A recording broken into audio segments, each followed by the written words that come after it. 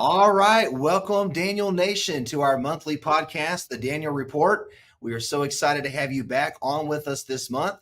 And this month, we have a wonderful guest with us, Christin Bentley, who is a really good friend of mine. She is a state Republican executive committee woman for the Republican Party of Texas from Senate District 1 over in the East Texas area. And I met Christin through going to the Capitol last year for the 88th session, working on the stopping of sexualizing Texas children. And she serves on that subcommittee with the Republican Party and did a fabulous job last year in the legislature. As a matter of fact, she did such a good job that we both won awards, I believe, from Texas Scorecard and probably Grassroots America. I think we both got an award there too. She has done phenomenal work in the legislature and helped us get some crucial legislation passed for protecting Texas kids in public schools. And so I wanted to have her on the show tonight and talk about some of the bills that we got passed last session, get an update on those bills, where they are with the legal process, because some of them have been challenged in the courts. And then we're going to give you a forecast for the 89th legislature, which starts in January of 2025, and talk about bills that we need to be paying attention to and issues we need to be championing, and what we can do to get engaged and get involved. So, Christin, welcome to the Daniel Report. I am so glad to have you on the show tonight. And just tell us, we haven't seen each other in a couple of months since the state convention, but tell us what you've been up to, what you've been doing, and just take it away. Oh, thank you. Well, thank you, Brandon, for having me. And it's always good to see you and be able to spend time with you. I am, well, what have I been up to? Well, we just had our SREC meeting last weekend. And so that was good for all of us to have our third quarterly meeting. And we have a lot of new people on the SREC. We have, I think, 16 new SREC members. So that was exciting. We actually got our committee assignments. And so I'm very honored that I get to chair the Stop Sexualizing Texas Kids legislative priority again for this session. Yes, so we are ready to hit the ground running. And so our committee is going to meet in a couple of weeks. We actually have really never stopped working. We're one of those committees where we had bills passed that had administrative code that was going to be attached to them. And so we've worked with the SBOE over this last year. And so we've been an active committee working on resolutions and for convention. But I have to say, too, I took July off for the most part. So I am well rested. I had a lot of good time with family and just time with a new puppy. And so that was great because I am well rested and really rearing to go. So we're busy though, just preparing and laying the groundwork for the legislative session. So it's one of the things when you chair a subcommittee on legislative priorities. Right now, we're going into a really important election. And so we're all really focused, I think, as Republicans on getting Donald Trump elected and Ted Cruz.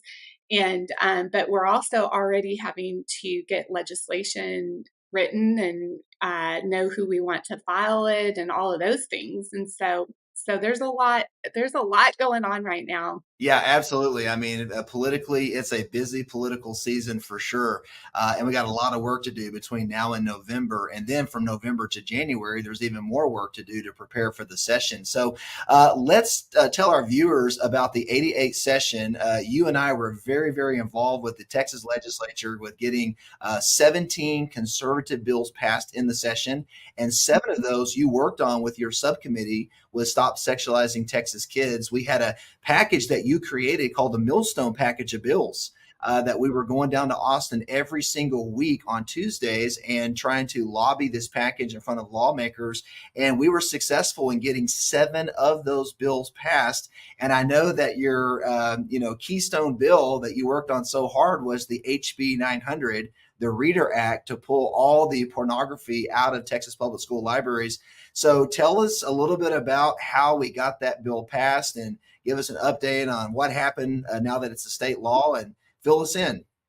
Okay, well, And I'm glad we're starting off with HB 900 because that one was probably one of the hardest fought pieces of legislation that we had. It was something that was a very big issue relating to all this filth that we're finding in our public schools and primarily in the libraries, but also the school library, but also in classroom libraries as well. And so it was a very hard fought piece of legislation that was not, supposed to pass. And certainly bills like that don't pass the first time around typically. So it's good that we're starting with that one because that one has continued to get a lot of attention and is very relevant. And so what I think primarily, one of the things right off the bat, anyone that's listening, I want you to know in this season of back to school that HB 900, the standards for collection and development, are in full force and effect. And so, what I mean by that is that what HB 900 did is that it created, for the first time ever in any library that I know in the United States, it created uh, mandated collection and development standards. And so prior to HB 900 in the state of Texas, we did not have standards for our school libraries, which sounds crazy, right? So, but it's really important to recognize, I think, the impact of and the precedent that this sets, because prior to HB 900, libraries have always been looked at, including your school library, as places of independent inquiry.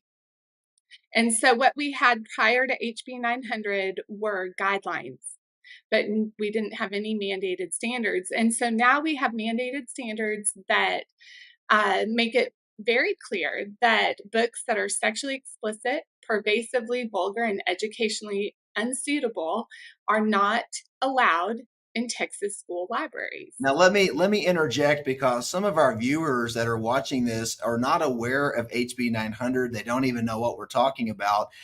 So when I went down to Austin for Public Education 911 Day on March the 7th of last year, you gave a presentation. As a matter of fact, you came up to me and gave me a handout before the presentation, and it was the Dirty Books campaign. And I had never been exposed to that before. Tell us exactly what the Dirty Books campaign was and what was the problem? What predicated this bill needing to be passed in Texas? Yeah, so well, I'm getting the chills. I love reflecting on all of this. So we started to see a lot of attention on books that we were finding across the state in Texas libraries back, I think, in probably 2021. And so there was starting to get this growing attention. And that's when I got involved in the issue and started auditing school libraries. And so then when we went into the 88th legislative session, what we found was that those of us who were working locally on the issue, we had a lot of knowledge of what was going on, but it still hadn't really, well, when I went down there in the first few weeks of session, I realized that a lot of our legislators, they had heard about it, but they hadn't actually seen the books for themselves. And and even if they had seen the books for themselves, or maybe a few of them like genderqueer, certain ones that had gotten more attention, they didn't realize the just how prolific the problem was. They thought, oh, it's in the city, but it's not all over the place. So I did a filthy book campaign where about a month into the session, I ended up I ended up sending one filthy book every single day of the legislative session to every single legislator in the Texas House. And it ended up being an amazing informational campaign because they were able to see some of the most unbelievable, shocking, graphic, inappropriate content that we find in our public schools. And they were, you know,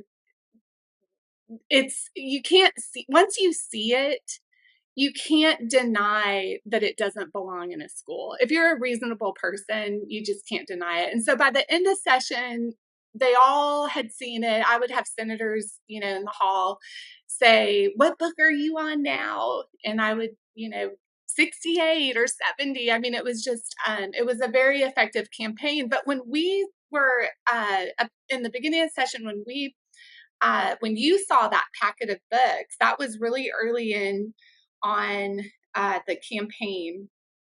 And something told me, I'm like, I need to get this in front of Brandon. It was like the Holy Spirit spoke to me in that moment. And I'll never forget your face because, again, until you see it for yourself, you have no idea what we're talking about. And it changed you in that moment. Like you realized that I think you were very convicted at that point to work on this. Yeah, I was completely shocked because, I had no idea that we had dirty books like this in all 254 counties in Texas, and that these books were available from elementary through high school. Like all kids of all ages had access to these books, and parents didn't necessarily know about it, didn't have to be notified, didn't have to give consent. It just shocked me that this could be going on in ruby red Republican Texas of all states of all. I mean, how in the world could this be happening in our state? And I was just mortified. I was completely floored by the whole thing. And so, yeah, I went home back to, Dallas and basically started raising awareness saying, hey, you guys have got to get on these buses. You've got to go down to Austin. This is a major problem. And I just realized that our kids were being targeted by evil to destroy their minds from an early age, and there was no protection to save our kids. It just shocked me. Those of you who have not looked at the books or seen them for yourselves, please get informed and see what we're talking about. You can go to protectchildhood.org, and you can see some examples there of the books that we're talking about. I have links to my other Substack there as well, where you can go and look at the Filthy Book campaign, because it's amazing. Like I live in this bubble where I'm around people who know this issue so well and they're working on it. But I think I still encounter people who they're just learning about this, or they haven't seen them for themselves yet, and they have no idea what we're talking about. So go look at it, because these are books that go into graphic detail about sexual acts. And it's unbelievable. They're pornographic in nature. Some are worse than others, of course, but a child should never, in a library collection that is meant for children, they should never be confronted with pornographic material. And what's crazy is that it's still in our schools and we're still fighting it, even though we passed a law that prohibits this material. So, okay, so that's a good point. How can this material, now that this became a state law in September of last year, signed by Governor Abbott, we now have standards. Book vendors are now required by the law to categorize books as sexually explicit or sexually relevant books, such as biology or historical literature. But now that we've got this law in place and we are forcing book vendors to abide by the law or lose their ability to sell books to Texas public schools, how can we still have these books on library shelves? Well, it's amazing that that they are still in there even after this bill was passed. And really, it's a lot of it is related to the enforcement, or all of it's related to the enforcement. So HB 900 is one of our bills that was challenged in the courts. And so we have had the enforcement mechanism blocked by the Fifth Circuit. And I won't go into all the detail about the different steps and how that all played out, but back in January is when they blocked the enforcement mechanism in the bill. And so the enforcement mechanism, aside from the TEA, because the TEA can enforce education code. So, and school districts can enforce education code. There's a lot of really the responsibility right now is very much placed on local districts to enforce. So there, which we'll talk about that in a minute, because there's something kind of strange to me when the people who are breaking the law also get to be the ones who deliver justice. That doesn't really make sense to me, but that's kind of how it is now. And then you've got the TEA and Commissioner Mike Morath, who can also enforce Texas Education Code, but that's not really happening. And so we had this enforcement mechanism where we were requiring vendors to label books that were sexually explicit.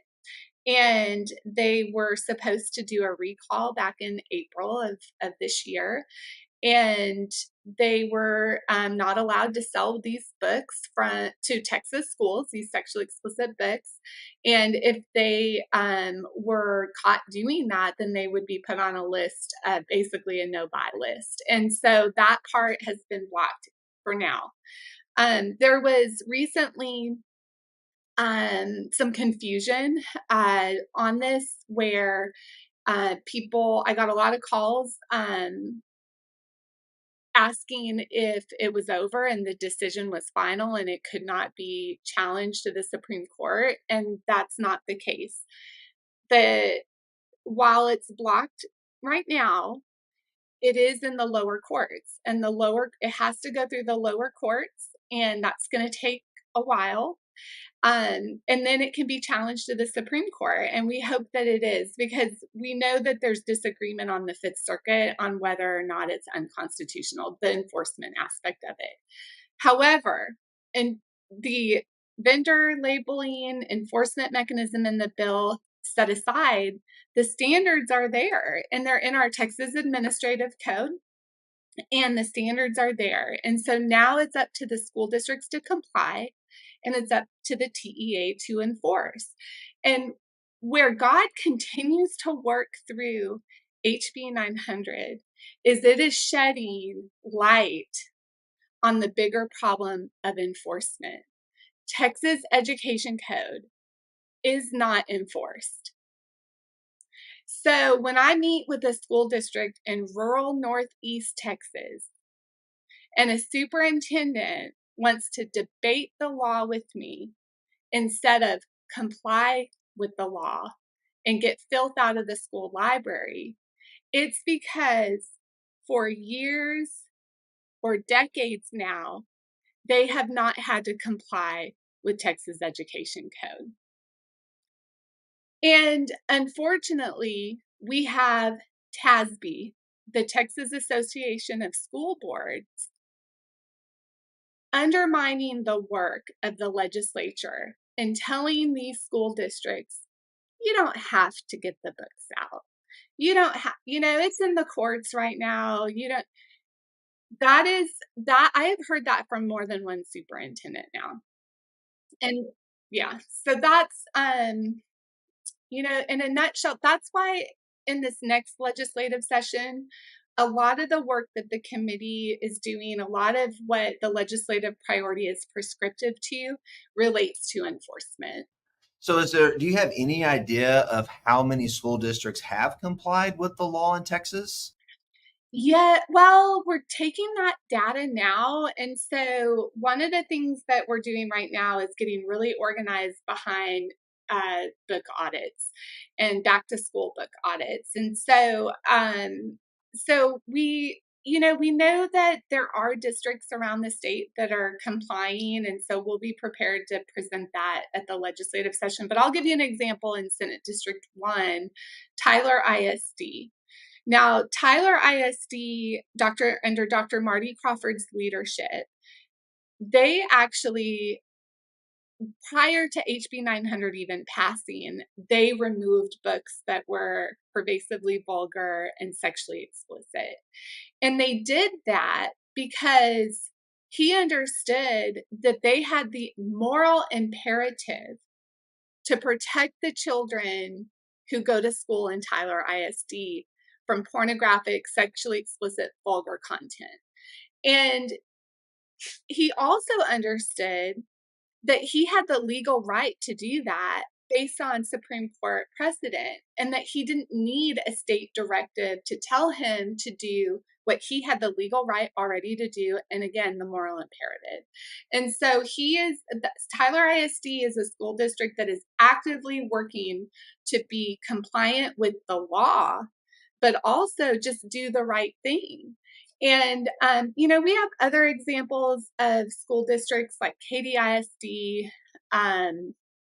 They have definitely been compliant, but I would say that overwhelmingly, that sadly, school districts are overwhelmingly not compliant with the law. Wow. So, I mean, that's really sad because I know he worked so hard to get that law passed. And it's a great law, by the way. The way it was written was fantastic. It basically said that, anything that would not be aired on television or radio broadcast during hours that kids will watch TV, that is sexually explicit material. And so any book that falls in that same category of sexually explicit should be removed from school libraries. It's great legislation. But if nobody follows it, then it does the state of Texas no good. So what is the proposal for enforcement for the next session? What kind of laws are we looking at drafting to put teeth into HB 900?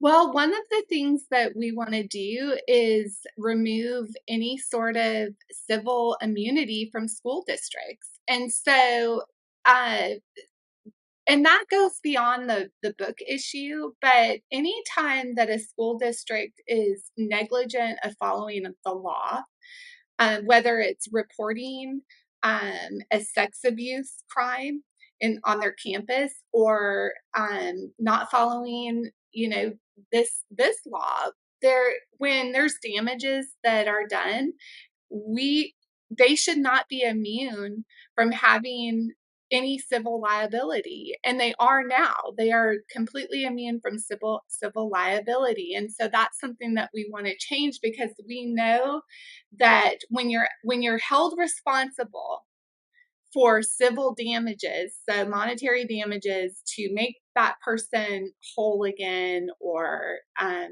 to correct something that you're negligent on, that really affects the change that we want, and districts will do a better job with complying with the law.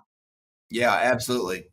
Yeah. So that is, that's definitely one of those things. We're also looking at legislation that would create an inspector general in education that would take complaints, because we know through HB 900, like I said, that this enforcement is of all the education code is a problem. And so when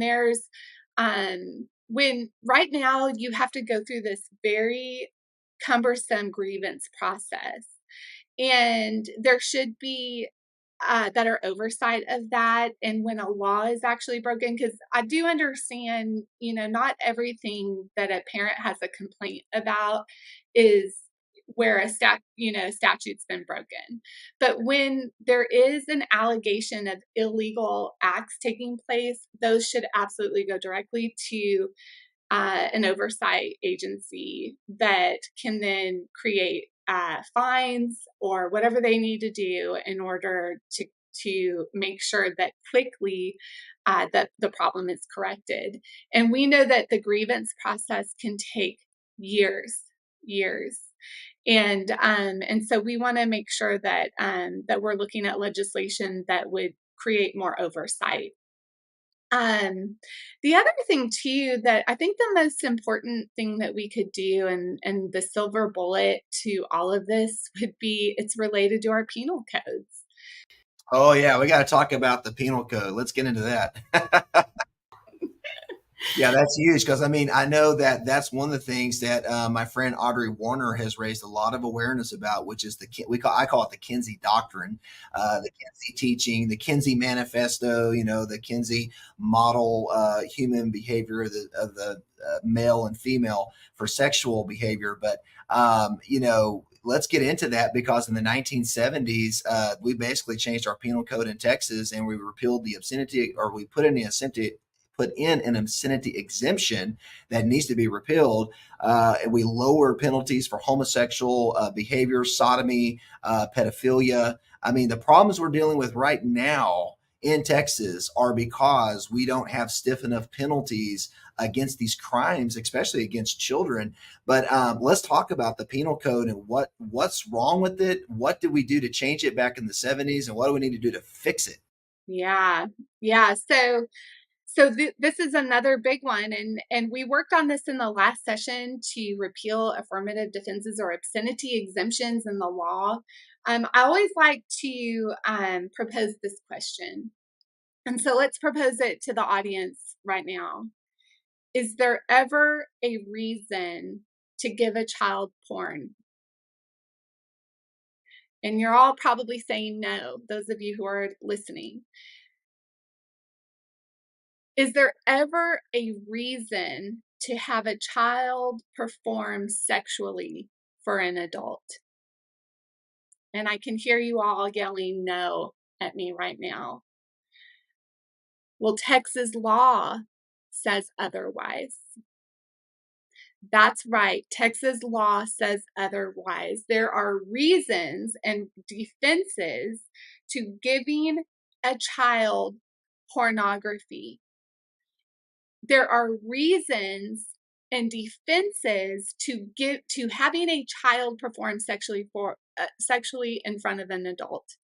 And this is in our penal codes. 43.24 deals with distributing harmful materials or pornography to a child.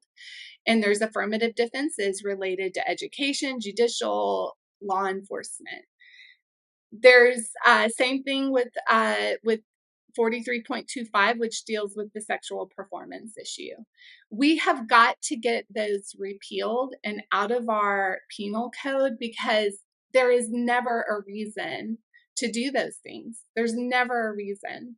And so it's really, really important. It's in our legislative priority. I know there will be an appetite to get this done in the legislative session, and so we are very focused on making sure that we repeal those things from our penal code.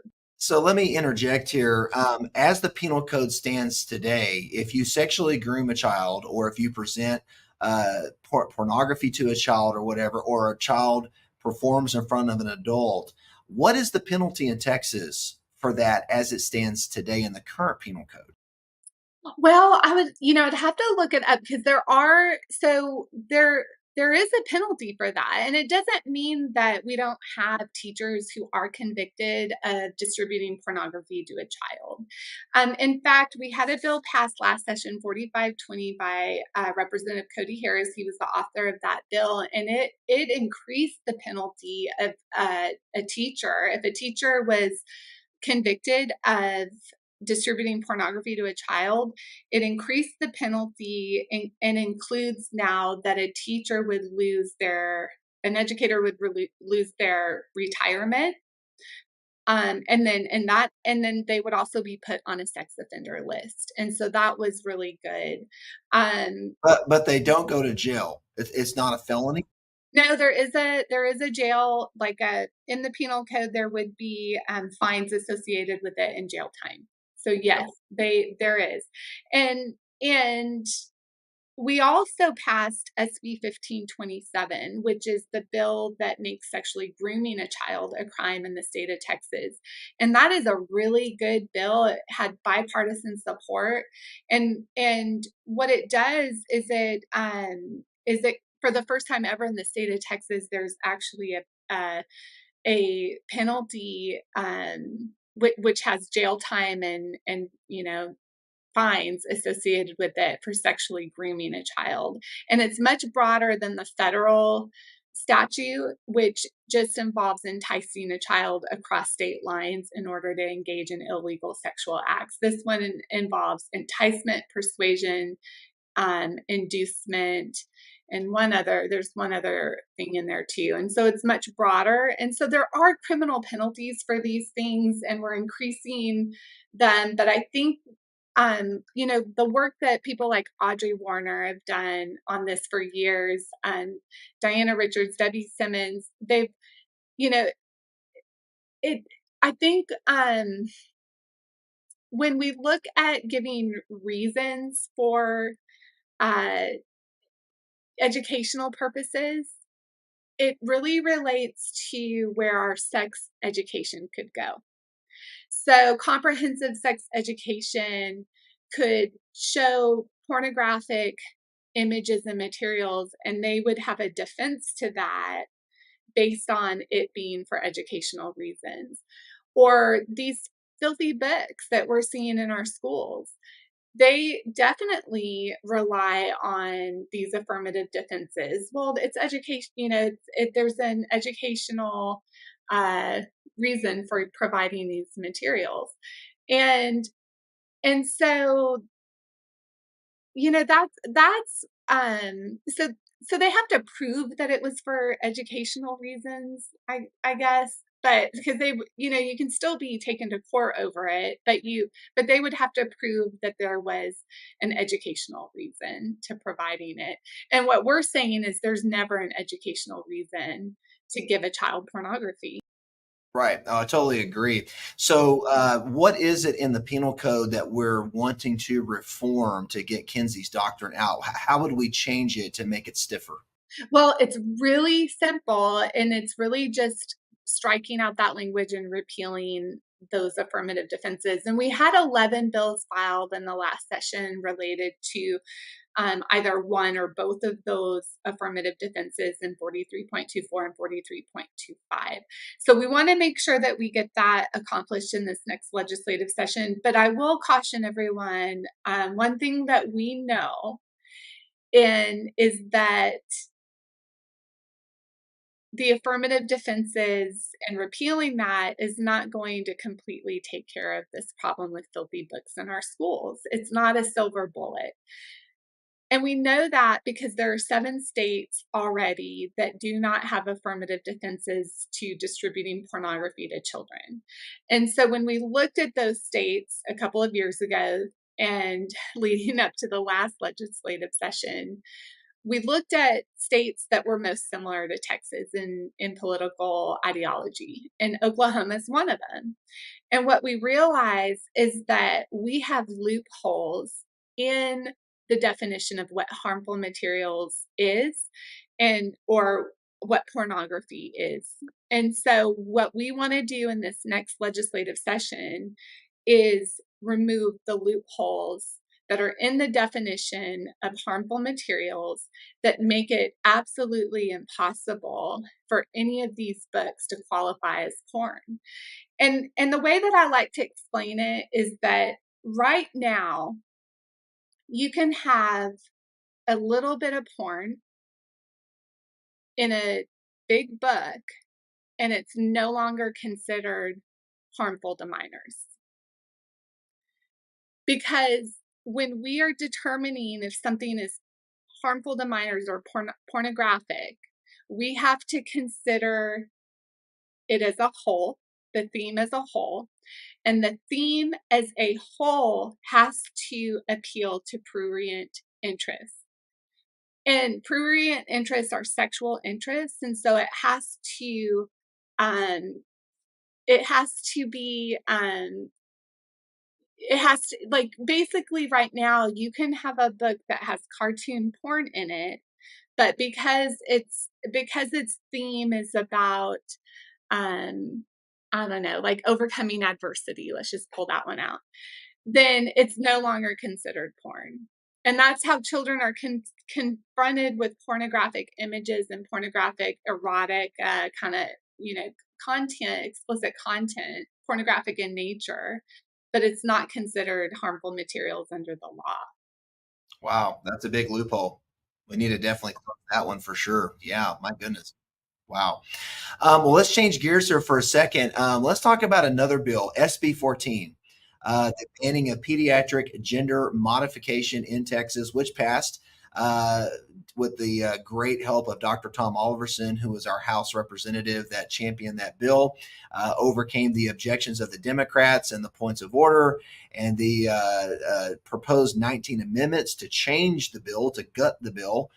We overcame all of that adversity, including a transurrection shutdown and evacuation of the Capitol in May of last year, which we were there that day when that happened.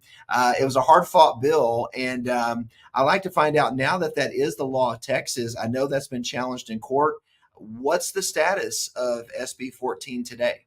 Well, so SB 14 is in full force and effect, and that one went through our state court, and so it went all the way up to the Texas State Supreme Court, and that's where that one, stops, and at least for now, and they have determined that it's constitutional, and so that it stands 100% as written and is in full force and effect.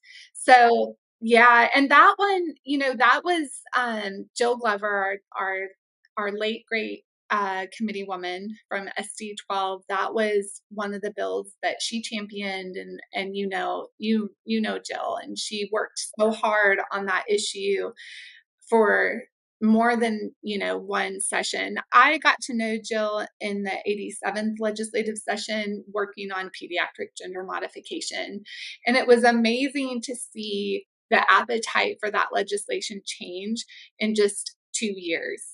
And I remember, you remember, Brandon, how it was, there were all kinds of games being played when that bill was going up onto the House floor, and all the points of order. And Dr. Oliverson did a great job on defending that legislation. He was fantastic. But I remember calling Jill, and or texting with her, and all of us were so worried that, because it was having to go back to committee and then come back and then go back to committee and come back. And she's like, they're going to do it. They've assured me they're going to do it. It's going to get done. I know it's going to get done. Oh, I'm getting the chills thinking about it. And it was one of the greatest accomplishments. I'm so thankful that she got to see that before she passed away. Yeah, that was huge. I mean, to me, that's got to be her legacy for our state. That's something that's going to far surpass her lifetime. It's generational. It's going to impact children in the future. It's already impacting kids today. Powerful piece of legislation. Let's tell the backstory on the, Stop Sexualizing Texas Kids Day of Action and Prayer, April 25th, that you and I put together in the Capitol, which was an all call for grassroots lobbyists, prayer warriors, pastors, anybody, moms, dads, grandparents, to come to the Capitol to lobby during the day and to pray at night.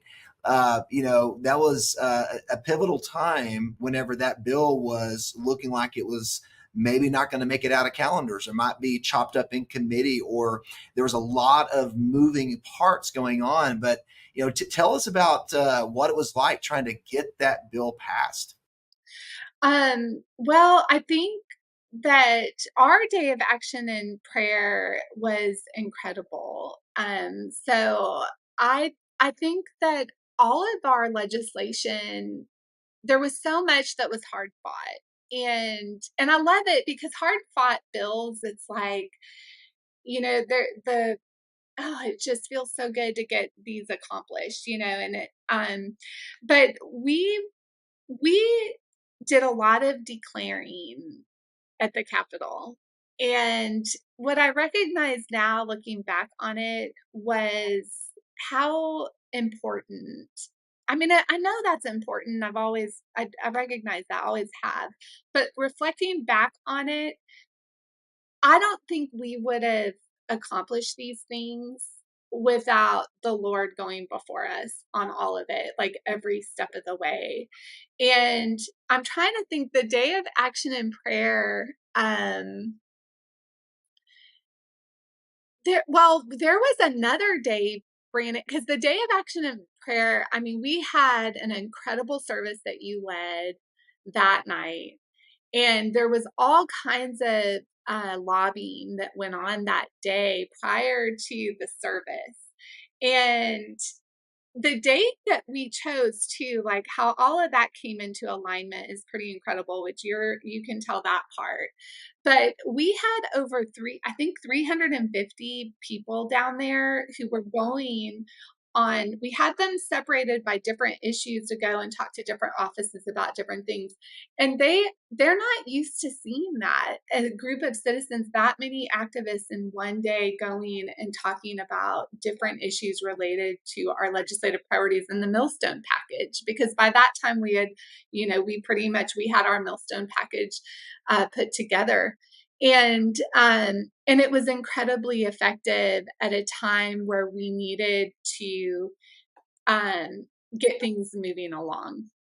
Yeah, so it was a three-pronged strategy. We had the gender modification survivors day on April the 20th, whenever Chloe Cole and Kevin Witt and others, Prishna, came in and talked about, trying to detransition back to their birth sex, not having any insurance help from insurance companies or medical help to detransition back, and just the devastating stories of the permanent damage that they're living with in their bodies. And then April 25th, 5 days later, we had the Day of Action and Prayer. And then May 2nd, we had the Save Texas Kids Pack Out the Gallery Day, where we brought in another 300 or 500. I can't remember. It was huge, but we packed out the gallery of the Texas House with the red shirts. Of course, that was the day of the transurrection shutdown of the Capitol, where the Mary Gonzalez had the first point of order out the gate, and Dr. Alverson was not even allowed to lay the bill out, and it had to go back to committee. And then the transurrectionists started shouting in the Capitol, and we had the DPS had to evacuate us. And then they brought the bill back, about a week later, and again, a point of order sent it back to committee. And I believe it was the third time they brought the bill to the floor that the point of order was overruled, and Dr. Alverson was allowed to lay it out. But then that day, they tried to amend it 19 times from the floor, and we go through hours and hours of testimony to overcome the amendments. But I mean, the best word to describe it, Kristen, was it was a battle. It was an all-out war, and it was a spiritual war. We recognized this was light versus darkness. This was evil versus good. And this was God's agenda versus the enemy's agenda. And of course, God is going to win. He always wins. We know we always win in the end, right? So it was such just a powerful picture of bringing in the prayer warriors and the worship warriors, to do the warfare in the prayer realm, and then the grassroots warriors and the SRECs and the RPT and those that do what y'all do, coming together in the natural realm to do the civil rulership part of getting legislation passed, watching both camps participate together. What a beautiful picture of the kingdom of God in action. Well, it's amazing. I mean, the testimony, and I love how you've documented it in your book, Daniel Nation, because it needs to be told and documented. And because then right after that, right after SB 14, then we go into um toward the end of May, the end of session, and we are pushing HB 900. You are down there to pray over the old Supreme Court room, because that is where that policy, 50 years, the 50-year anniversary of adopting the model penal code related to all of the Kenzie stuff that watered down our penal codes and has done so much damage. You were there to pray over that. And then at that time, that is when the war starts on getting HB 900 passed, because that became a battle in the end that we didn't really foresee over in the Senate.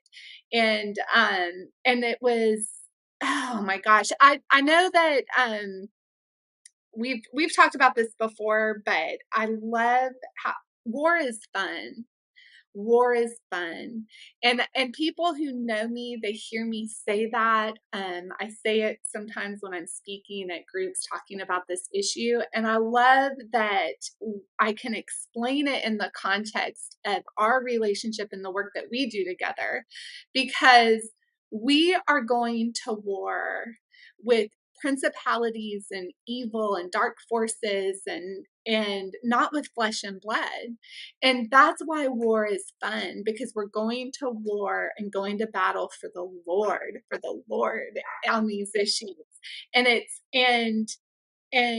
it's a great place to be. It's a great place to be, and it's fun. And then that's why, I mean, we just saw amazing things. And I don't know if you want to talk about what, what you did in that room, but I know that as you were doing that, the snakes were coming out, the serpents were coming out. You were seeing it on the spirit realm, and we were seeing snakes coming out. Yeah, it was, that was May the 16th, which was you said the 50th anniversary of the Kenzie Doctrine changing our penal code. And we were there in the old Supreme Court room, and we went behind the bench of the old Supreme Court, and we're praying there. And that's when I saw these snakes underneath the bench, just underneath my feet. And I realized that the evil was still in the room from 50 years before, when the Criminal Jurisprudence Committee it passed that legislation in 1973. And of course, we know that Sarah Weddington, who was one of the members of the Criminal Jurisprudence Committee, she was the lawyer of Roe versus Wade in Dallas, that got that passed in the Dallas courts and sent to the Supreme Court, which eventually became Roe versus Wade, the abortion law. And it just, there was such spiritual warfare that was going on. But God absolutely, I believe, began to turn the tables that day in prayer. And it did have an impact on HB 900, which got stuck in the Senate. And the whole session, the Senate was working well. They had all their bills passed well ahead of the House, and they were way ahead of the ball game on all of our legislation. And then we got stuck on this one bill, HB 900. And I do believe that prayer and going to battle in the spiritual realm absolutely helped to shift that bill forward in the Senate. You're totally right. Yeah, and for those listeners who weren't following, who just to give them a little bit of context, we know that we have great legislators on both sides who have different ideas and are championing the same issue, but they have different ways of doing it, right? So, and so we know HB 900 at the end, some of the changes that were being proposed in the Senate were just not going to be germane, because the House has different rules than the Senate does. And we knew that we needed to come to an agreement that would protect the legislation and get it signed into law. And so we made sure that happened. And it was this collective effort of, like you say, Brandon, the prayer warriors, the grassroots activists, leadership from the party, working with our legislators so that we could make sure that these things happen. It was this amazing collective effort, and that's why we have mandated standards now for the first time ever in a Texas public school library. It's just absolutely incredible to see what has happened in Texas, and I'm really hopeful for the next session. Right now I'm involved with this 1 million women gathering in D.C. on October the 12th with Lou Engle, where he's calling for 1 million mama bears, which would be the Esthers, and he's also calling for the Mordecais, which are the men, to come together to save the children. And he basically made this statement on my podcast last month. He goes, "We are going there to overthrow witchcraft in our nation." Because the witches are obviously, you saw this in 2017, they were cursing Donald Trump. I mean, this was public news. This is not secretive. This is in the public domain. People know about this. So if the enemy is so threatened by the ecclesia, which is God's legislative army, if he's so threatened by us that he would publicly go, think about evil now is that it's no longer hidden. For years, we've been dealing with hidden evil that's been in our institutions, but not really in the limelight. But now I believe that the Lord has put so much pressure, if you will, on the enemy that he's been forced to go public. And now the world is seeing just how dark our institutions have become because of evil. And so now the enemy's not even hiding what he's doing anymore. People now, it's amazing to me, Kristen, years ago, people would not use the term Jezebel when it came to government. They make Jezebel in the church where the church maybe understood it, but in government, nobody would use that terminology, a Jezebel spirit in control, a Jezebel spirit is behind this legislation or whatever. But now it's becoming common because the enemy is so overt with his evil. God is literally exposing the hidden darkness that's been in place, because when God exposes hidden darkness, he's getting ready to deal with it so that righteousness can come into a nation. And that's what's happening in DC. That's what happened in Texas this last session. And we're on a trajectory, a momentum that's not going to stop. I believe we're moving towards revival, a national awakening, reformation in our institutions. That's where we're headed. But Texas has been really a part of leading the way. This is a prototype for other states. And we've been a part of this. God's been using us, even when we didn't understand that he was using us to build a model for others to see how to do this in government. It's exciting. Yeah, it is. It is. And I want to encourage people, because when we, I'm a mom at the end of the day. That's what I am. It's 20 years. This last month is when I found out I was pregnant with my first son, or this month, August, 20 years. And I was thinking about it this morning, how ever since that day, I have been looking out for my own children. But I care about all children. I care about all of them. But it's at the end of the day, that's what I am. And so when we as mothers and as fathers get into these battles, and stand between the enemy and our children, the Lord equips us. The Lord will equip us. And I think that it's amazing to be able to do this work to glorify Him, to create real change and make the world a better place for our kids. But you're so right. I think the Olympics, what we saw at the Olympics is a great example of how they are not hiding. They don't have to hide anymore. And one of the things too that I talk about often when I give talks on this legislative priority is that one thing and a very important concept to understand is that community standards matter greatly when it comes to issues related to pornography and obscenity in the school library and the public library, and what's going on in your communities when it comes to drag queen story hour or drag shows in front of kids. Community standards matter. And we had for a long time we had enough community standards that we were able to control things through that.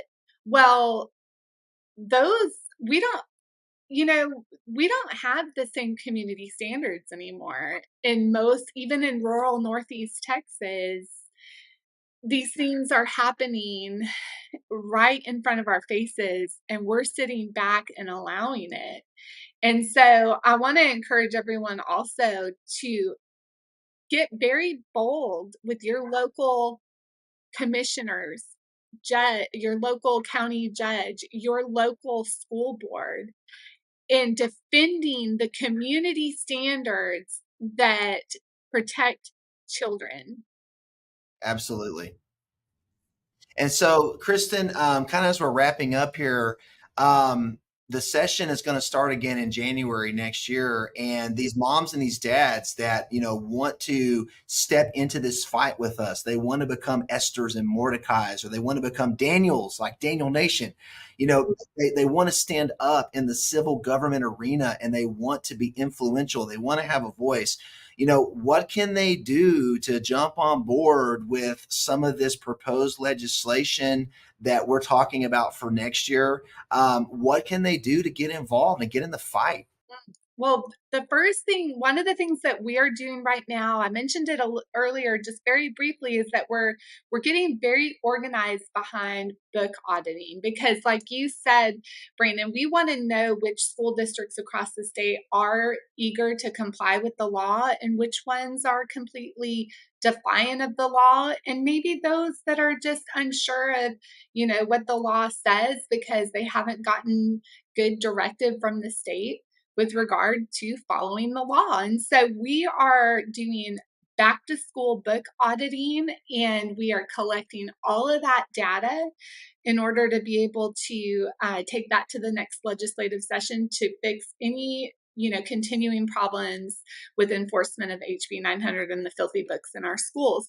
Now, our hope is that we also get some districts that get compliant and start removing some of this filth from their libraries, and that we protect children now.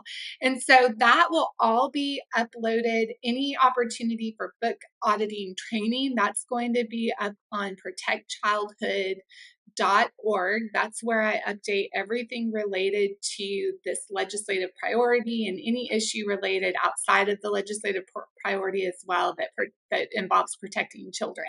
So if anyone is interested, by the time this is broadcasted, I'll have that up there for the book auditing.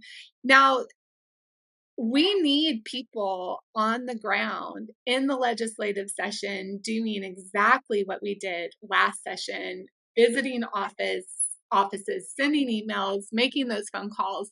And so again, it is unbelievable how effective the grassroots is when they do those things. And so just if everyone would continue to follow your direction, my direction from the RPT on those calls to action that we're going to put out, that's really, really important. And just getting involved locally, I think, on the issue. The other big thing is in the public library as well, and we're trying to get these books out of the public library teen section or children's section and up into an adult section. And so we could probably talk for 3 hours on all of this. It's just but I know there's so much to do to fix this problem in Texas, but there's areas to get plugged in and get involved in. So the best thing you guys can do right now is I put a couple websites up on the screen. One is protectchildhood.org. You can stay abreast of developments with the stopping of sexualizing Texas kids. If you want to follow Kristin's SREC stuff, you can also go to bentleyfortexas.com. That's our Republican Party of Texas website. And then you can always go to my website, danielnation.com. I'm going to be posting information about trips to the Capitol next year. We are looking at people who want to go and stay for several days. We're working with Texas conservatives to pay for hotel fare for people to stay down at the Capitol for more than one day to help us lobby. So if you're interested in that, I will have that information up on my website. We may do the buses again. Kristin and I were talking about, taking those bus trips. They are important. One idea that we have is, instead of North Texas providing all the bus trips, moving it around the state of Texas so that, North Texas goes 1 week, East Texas goes week number 2, West Texas goes week number 3, South Texas goes week number 4, get into a rotation where we go down on a consistent day of the week. So if you want to be a part of helping us to get buses organized or caravans organized from your part of the state, we need to get the information out through danielnation.com and the RPT and Grassroots America and other groups that will put the word out for us. But, the main thing is that we all need to be pushing towards a goal, and the goal is to save our kids. I think that right now is the main focus in America, whether you're on the national level or the state level. It's protecting the next generation. So anything that has to do with legislation that protects our kids in education, protects our kids sexually, protects, and solidifies our family unit, rebuilding the nuclear family so that the family can thrive. That is the key to healing a nation. And our nation needs to be healed of the breakdown of the family. So stay abreast of developments through those websites. And you're going to be hearing a lot more from me and Kristin in the months ahead, because we are very active and we are very much a part of the grassroots of Texas. So Kristin, thank you so much for coming on the Daniel Report tonight. It is so good to see you again. And I cannot wait to work together in the 89th session. It's going to be awesome. Thank you so much for having me. I'm so excited about the work ahead. We have good work ahead. Remember, what one generation tolerates, the next embraces. We are not going to be the generation of parents and grandparents that tolerates the sexualization of our children. So thank you so much, Brandon. It's always great to be with you. Awesome. Bless you, Christin. We'll see